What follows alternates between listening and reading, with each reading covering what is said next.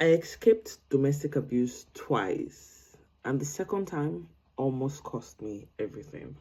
Today, I am finally sharing why I left domestic abuse twice. Not because I am proud of it, but if my story helps one woman to see the signs early and not make the same mistakes I made, then it's worth sharing. At first, it didn't really look like abuse. It looked like it had a flaw that I was just struggling to deal with. I mean, initially, I felt like love meant enduring. I felt like you have to keep changing to be patient as a woman to be able to stay in your marriage. I mean, after all, I grew up seeing my mom change herself too many times to please my dad.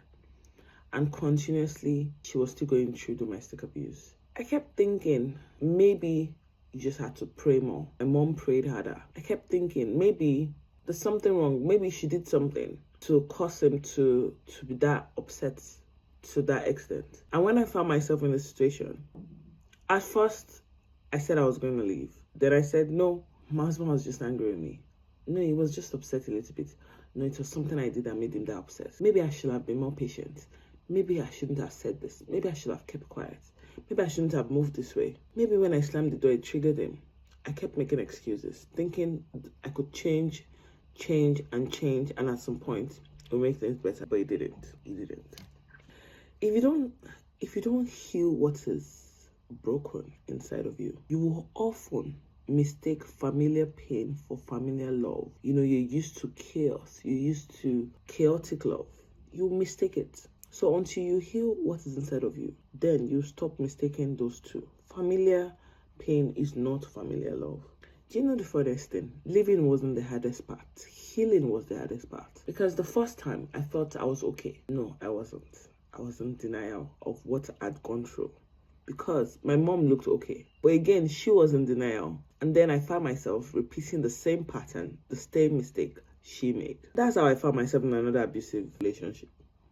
I don't need to tell you about the intricacies of how I got in, how gullible I was to believe when a pastor says this is your husband, is your husband. Twice it happened like that. But ultimately, it was my lack of judgment.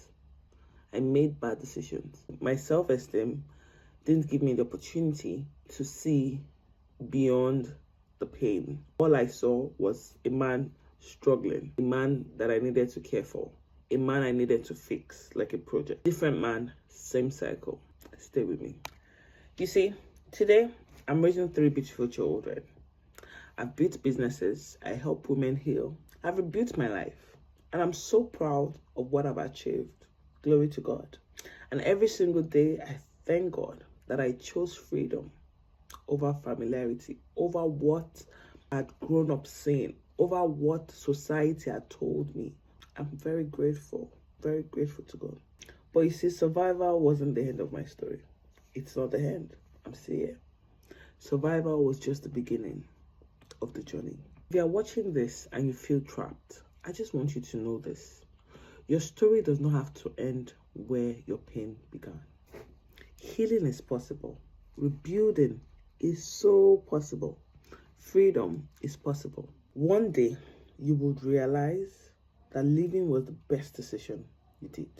Living wasn't losing. You gained by living. Think about it. You're still here. You can take care of your children.